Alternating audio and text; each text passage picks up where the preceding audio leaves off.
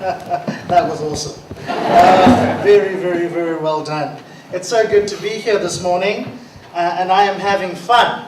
I hope you are having fun too. Matthew was fantastic, wasn't he? Oh, wasn't he just?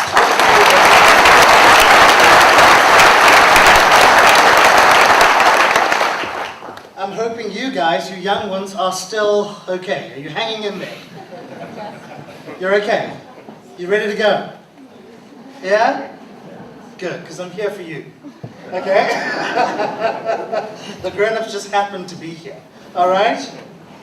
It's such a pleasure to be here this morning and to share this special occasion with you all.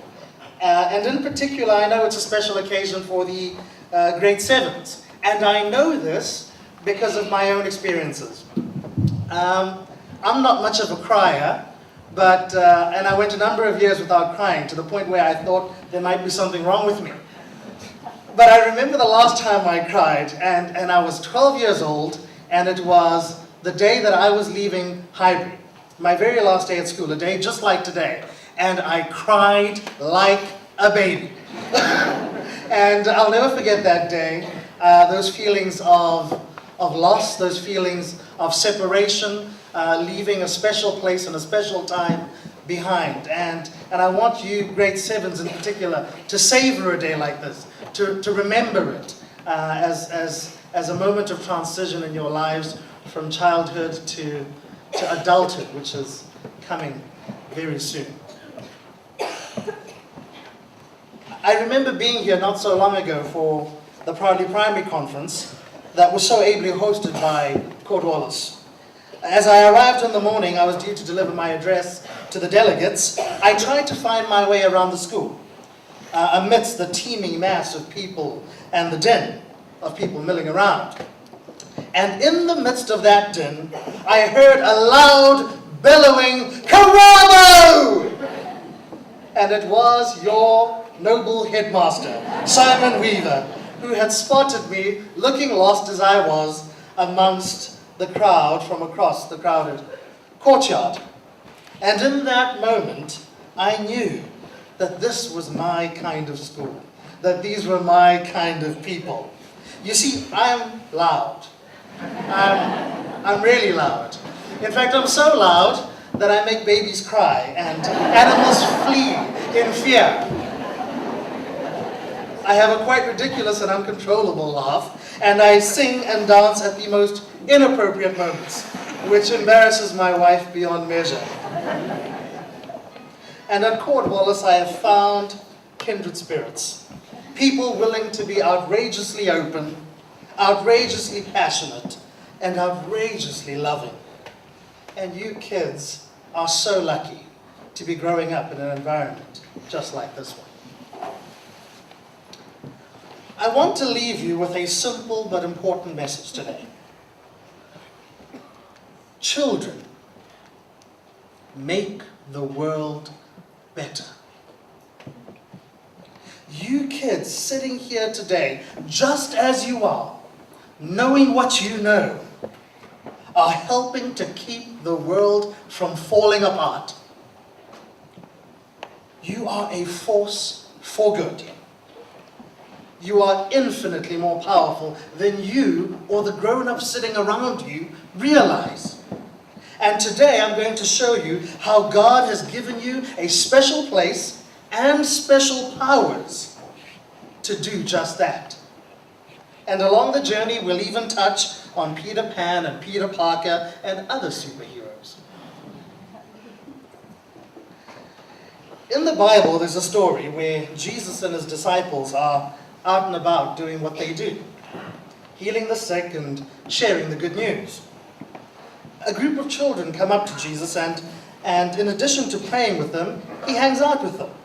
In fact, I can imagine Jesus making funny faces and playing hopscotch with the kids as they had fun together. When his disciples see all this tomfoolery going on, they are convinced that Jesus must have better things to do with his time and shoo the children away. But Jesus is not impressed. And he says these amazing words. Let the children alone. Don't prevent them from coming to me. God's kingdom is made up of people like these. Earlier, Jesus had said this, I tell you the truth, unless you change and become like children, you will never enter the kingdom of God. What Jesus was saying was this, that children are special, that they have special powers within them that can change the world. We all start out with these powers, but as we grow up, we lose them, most of us. But there's good news. That if we do lose them, we can get them back. And we do so by learning from you kids. So you see, even though you may not always feel like it, you are incredibly powerful. You have the power of God inside of you. So what are these special powers? Well, first and foremost, the most powerful of these powers that come with childhood is the willingness and the ability to dream wonderful dreams. This is the power to imagine the future and all the possibilities that it has, and to believe. This is a power that every child possesses. It is the power to redefine the boundaries of what is possible, to reshape the contours of reality. In short, it is the power to change the world. Because that is how God has always worked. He gives people dreams. And if they have the faith and the courage to believe, He uses those people. And nothing is ever the same again. All of you kids sitting here today are already carrying dreams in your hearts of what the future will be like, of the fantastic things you'll see and do, and of the people you'll become. For me, the dream was to fight for justice, and in the process to change the world into a more fair, more loving, and peaceful place. And all these years later, I still live with that dream, and never intend to give it up. But as one grows up, it becomes harder and harder to keep believing in Never Never Land. And by the time most of us become adults, we've forgotten that we were born to be Peter Pan. And that is the superpower that you kids have. To dream and to believe. And for us grown-ups, it's only in seeing you walk in that power that we too can be woken from our sleep and reminded of our own dreams and find the courage to believe again. Keep dreaming. Sadly, we live in a world where lying has become a way of life. We lie because we want people to think more of us. We lie because we are afraid of getting in trouble. We lie because we don't want to offend people. And if it gets really bad, we lie for no reason at all. And this makes it really hard to know who or what you can trust in the world today. And for you kids, it's really confusing when you find that the very people you should be able to trust, your parents, your teachers, and yes, your government, are the very ones lying to you sometimes, making promises they have no intention of ever keeping. It's in the light of all this deception that you kids are so incredibly powerful.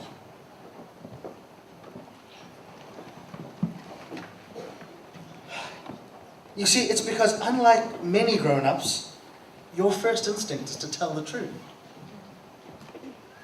I see this in my son. He's 7 years old, and while he understands what lying is, and knows how to do it now, he still finds himself wanting to tell the truth.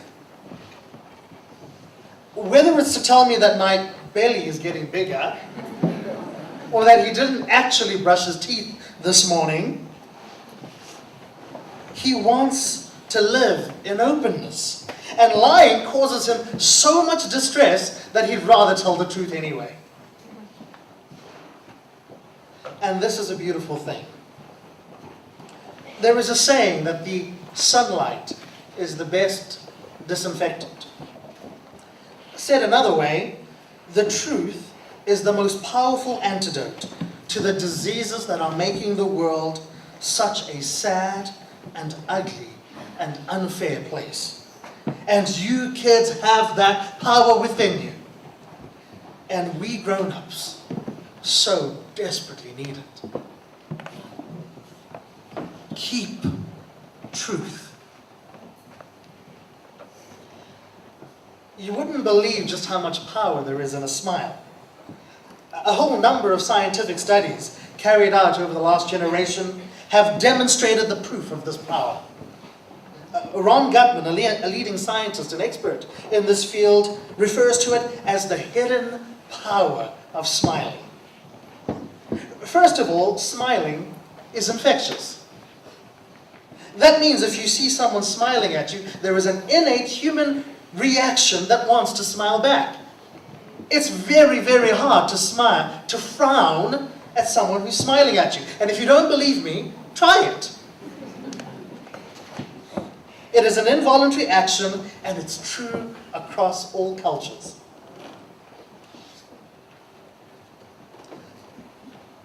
Smiling, you might not have known, also has a whole number of health benefits. Smiling helps with aging. This is because smiling makes use of so many more muscles than frowning. In fact, you could call smiling face exercise. So smile.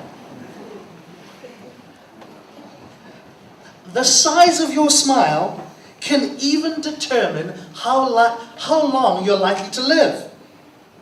This is because smiling reduces the secretion of stress-inducing hormones while increasing mood-enhancing ones, with the effect of reducing your blood pressure. Interestingly, smiling induces our brain reward mechanism, far more than something even like chocolate. In fact, it's said that smiling, one smile, produces as much brain joy as 2,000 bars of chocolate. So if you're feeling sad, the best thing you can do to feel better is not to eat more chocolate, but to smile. And here, my friends, is the nub. Children are the smile champions of the world. Whereas most adults smile an average of 20 times a day, children will often smile as many times as 400 times in a single day. Now those are real superpowers. And that is why we adults love being around children. Because as you smile, we find ourselves smiling, and in turn improve our own health and well-being. Keep smiling. When I was your age, some teachers loved me, and some teachers hated me. And it was for the same reason, really. I was the kid in the class who spent the entire lesson with my hand up.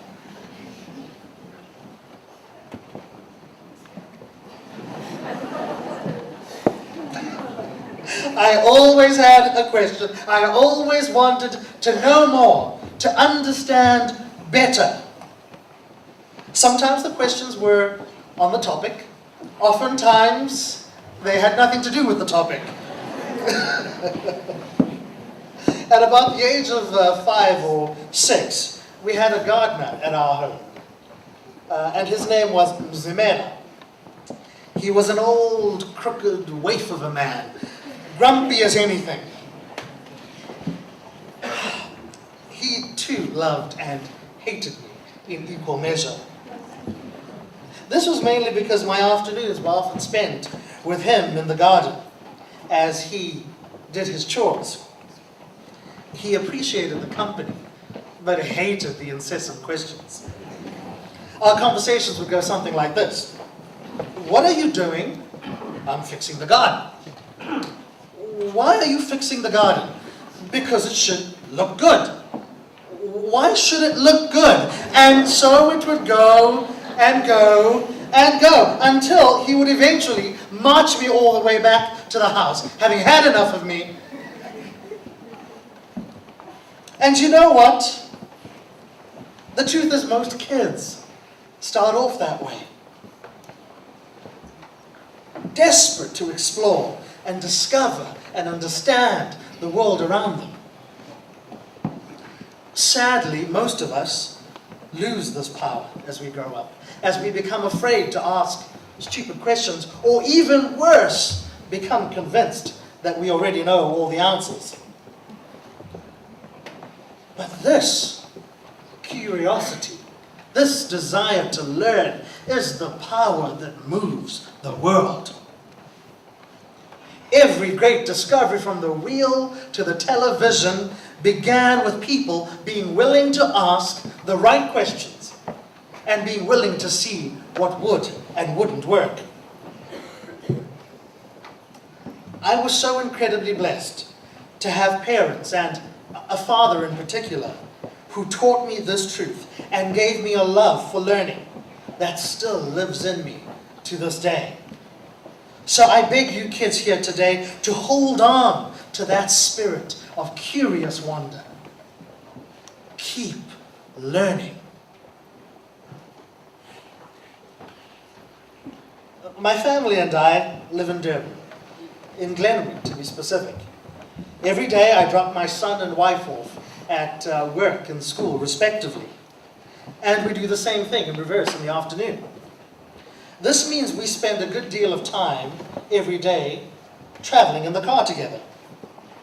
And almost every single day we will find ourselves at a traffic light and have the light tap in the window of someone begging for food or money.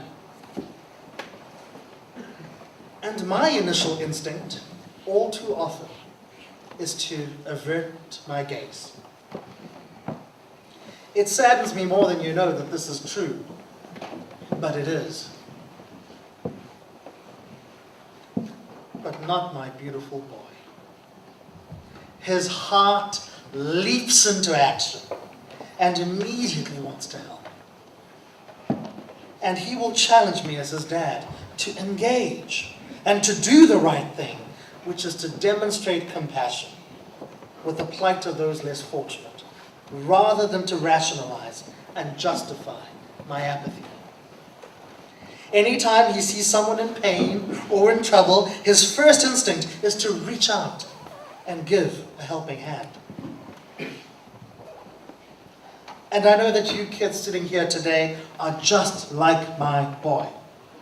And this is the way we all should be. And in you kids, we adults are forced to face our own failings and are given the opportunity to open our hearts afresh. You see, compassion is one of the things that this world is so sorely missing. And this is your superpower. It is where every hero's journey begins. Whether he be Bruce Wayne or Peter Parker or Clark Kent or Nelson Mandela, they all saw pain and suffering around them and responded with action. You kids are the real heroes in the making. Keep caring. So you see, This is the power that lives within each one of you. The power to dream, the power to tell the truth, the power to smile, the power to keep learning, and most of all, the power to care. These are your God-given superpowers. No one can take them away from you. Only you can give them away. Don't. Hold on to them for dear life, because your happiness and the happiness of so many people depend upon it. So, keep dreaming. Keep telling the truth. Keep smiling. Keep learning. Keep caring. Thank you so much.